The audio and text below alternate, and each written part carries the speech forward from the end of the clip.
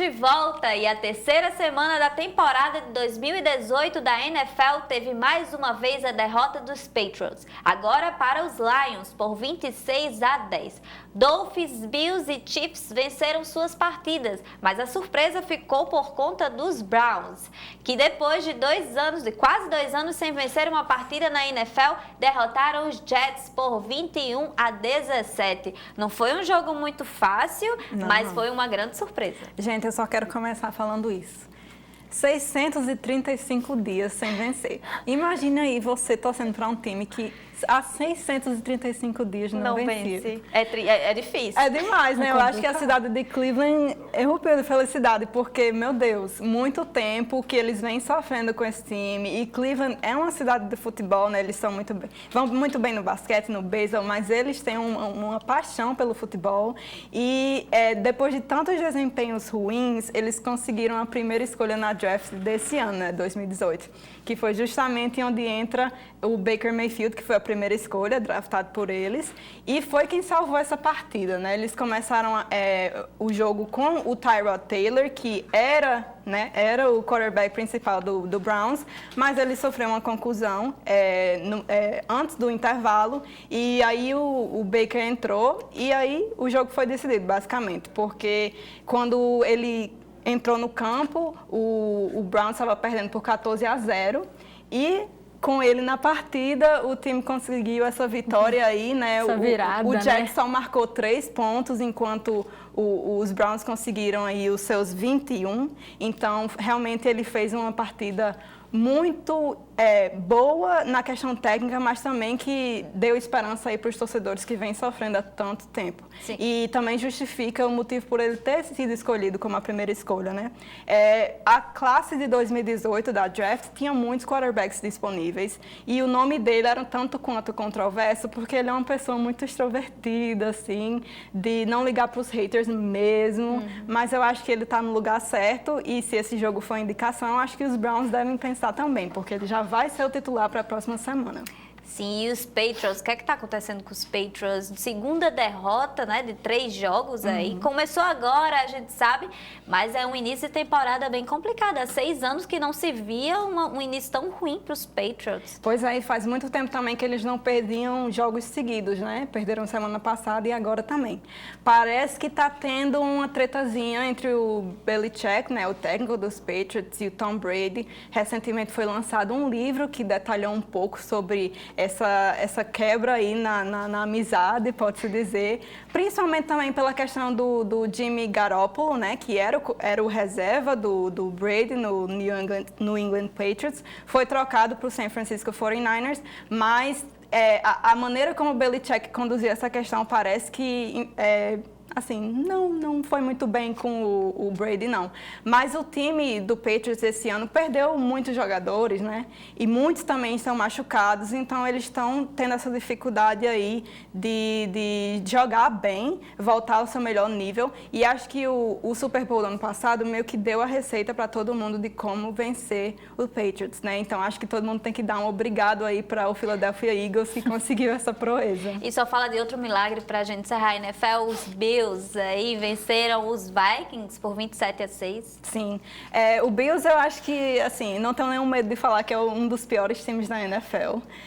E vem sendo por um tempo. Eles conseguiram ir para as playoffs ano passado, mas o time, assim, tem várias peças interessantes, mas nunca tinha um quarterback que realmente levasse eles para aquele nível maior, né? Porque a gente sabe que a NFL é meio que uma liga de quarterbacks. Você precisa de um cara seguro para liderar o seu time, né? Porque senão o seu ataque não vai para frente.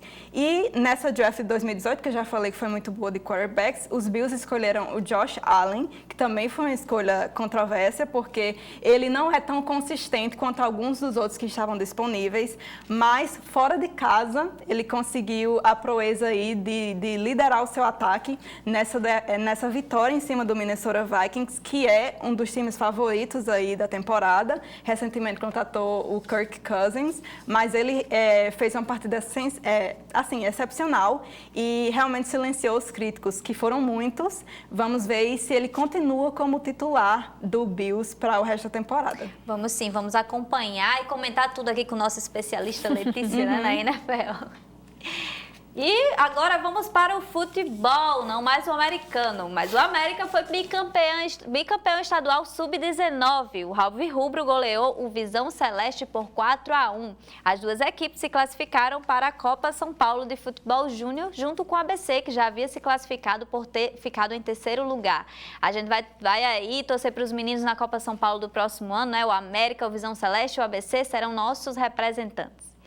E na Série A do Campeonato Brasileiro, o líder São Paulo empatou dentro de casa com o América Mineiro por 1-1. Poderia até ter custado a liderança, mas o tricolor paulista deu sorte e o Inter também empatou fora de casa com o Corinthians por 1-1, em um jogo cheio de polêmicas envolvendo a arbitragem. O Inter somou um pontinho e perdeu a liderança para o Palmeiras, que venceu o Sport fora de casa por 1-0 e chegou também aos 50 pontos. O Flamengo venceu o Atlético Mineiro e encostou na pontuação dos seus rivais na busca pelo título. O jogo terminou 2-1 para o rubro-negro. Aí, muita movimentação. Esse G4 aí não tem nada definido. É todo mundo ali, um pontinho, dois pontinhos. Todo mundo embolado, né? Ali, e eu espero que continue assim até o final da temporada, né? Porque nada mais triste do que o campeão já está definido logo semanas antes e a gente ficar assim, mas e a Libertadores, né? Como é que tá? Exato. Só assistindo, né? Como já vinha acontecendo anos anteriores, né? O campeão já estava ali, mas esse ano tá bem... Esse ano tá bem embolado, né? Embolado. Qualquer um dos 5 ali pode ser o grande campeão. Mas o São Paulo vem aí na frente, né? Olha, eu já vi essa novela antes, viu? Ficar tentando ganhar de 1-0, contando com empates. Você nem sempre vai ter sorte de os rivais empatarem também. Exato. Com certeza, tá sendo bem complicado, porque o São Paulo vem nessa constante, né? De ganhar de 1-0, empata 1-1 aqui, e dentro de casa não pode perder ou empatar, perder pontos importantes, né? O São Paulo vem criando muito pouco ou criando em cima de apenas 2 jogadores, que é o Nenê e o Diego Souza. Então, acho que esse é um ponto-chave dessa questão de ter sempre placares mínimos para o São Paulo, e é algo a se pensar, né? Porque se você fica sempre em cima de 2 jogadores, fica complicado você continuar para ser campeão, né? Com certeza. Os 2 jogadores precisam ser muito bons. Não tem como você enganar todos os outros times por não sei quantas rodadas, né? Acho que no começo da temporada até funciona, porque os times não sabem como vai ser essa dinâmica entre os dois, mas agora já tá todo mundo sabendo. E como a gente tá falando, tá todo mundo muito perto, então o saldo de gol é de grande importância, porque é o primeiro desempate, o primeiro desempate. Inclusive o Palmeiras tá chegando aí. O Palmeiras subiu aí, né? Agora tá em segundo, graças ao saldo de gols. Exatamente. Que a gente está falando aqui que é importante. Ontem jogou contra o Sport, lá na Ilha do Retiro. Foi um jogo bem difícil, porque o Sport está lá embaixo, está precisando subir, então eles queriam jogar, né? Como disse o Eduardo Batista, falou que precisava aí vencer essas 7ª rodadas aí para conseguir sair, né? Os 7 jogos que tem dentro de casa. Mas nessa primeira não deu muito certo, né? O Sport até tentou, foi um jogo bem difícil. O Jailson do Palmeiras fez grandes defesas, mas o Palmeiras teve grandes chances também, né? Mesmo com o time reserva, tendo apenas o Felipe Melo como titular. E mesmo com algumas chances desperdiçadas. Com certeza, muitas chances desperdiçadas, mas conseguiu ali fazer o golzinho, que teve aquele lance, né? Que poderia, com um chip dentro da bola, ser resolvido, porque o Gustavo cabeceou, a bola entrou numa defesa belíssima do Magrão, mas o William estava esperto ali para jogar para a rede, ainda bem para o juiz, né? Porque senão poderia complicar. Sim. E o interessante é que depois desse resultado, né, já vem os matemáticos aí calculando as probabilidades de campeonato, né? Quem vai ser o campeão? E de acordo com o Infobolo, o Palmeiras tem 36% de possibilidade, enquanto o Inter tem 33%, né? Então tá aí na frente. O São Paulo tem 22%, meio estranho, né? Mas já de acordo com chance de gol, o Inter tem 39,8% de probabilidade de ser campeão, enquanto o Palmeiras tem 34,5%. Então tá bem apertadinho mesmo. E a fase de grupos da Champions começou e já teve jogão. O Liverpool enfrentou o Paris Saint-Germain em casa e venceu por 3-2, com o gol da vitória já nos acréscimos. O Barcelona enfrentou o time holandês PSV e fez 4-0, com direito a hat-trick de Messi. Atual campeão da competição, o Real Madrid fez 3 em cima da Roma. Já a Juventus venceu o Valência por 2-0 em em um jogo bem polêmico com 3 pênaltis e a expulsão de Cristiano Ronaldo na sua estreia da Liga dos Campeões pelo time italiano. Complicada essa expulsão de Cristiano. Olha, vou fazer demais. uma comparação aqui, porque se fosse com o VAR, talvez também nem ele tivesse dado a expulsão, porque com o Dedé lá na Libertadores, o VAR teve VAR, mas teve Juliana, também. Não vamos comparar o nível da Conmebol com o nível da UEFA, não, tem isso também. Mas realmente essa expulsão aí do Cristiano Ronaldo, acho que não tem como você assistir aquilo e não ficar assim. Você nem torce pela Juventus, mas você fica, meu Deus, como é que isso está acontecendo no futebol? Sim. E passa. Uma expulsão assim complicado, completamente. né? Você aceitar uma expulsão assim. Até eu acho que as pessoas que odeiam o Cristiano Ronaldo ali até não prejudicou, mas poderia ter prejudicado o time italiano. Poderia ter prejudicado, né? Mas eles conseguiram o resultado e teve esses pênaltis também, né? Na verdade, o grande astro da partida foi o juiz. Exatamente. O que deveria ser ao contrário, né? Porque eles normalmente não deveriam aparecer, mas esse aí apareceu bastante. Mas vamos falar dos próximos confrontos, o que é que tem aí pela frente? Vai começar terça-feira da próxima semana, a segunda rodada da Champions. Pois é, tem uns aqui que eu destaquei e vou ficar interessada em assistir, que é o duelo da City com o Hoffenheim. Quem vê assim pensar, City com um time alemão que ninguém dá muita importância, mas o City vem de uma derrota, né? Perdeu para o Lyon na semana passada, então vai buscar essa vitória e não só a vitória, mas também reestruturar o time, porque uma derrota dessa para o Lyon meio que desestrutura um pouco, né? É a primeira rodada, né? Você precisa ir ali. Querendo ou não, tem muitos jogos ainda pela frente, mas é a primeira rodada. Se você ganhar, você já ganha mais confiança, então é importante. Sim, sim. E o City é um time que ainda não ganhou a Champions League, né?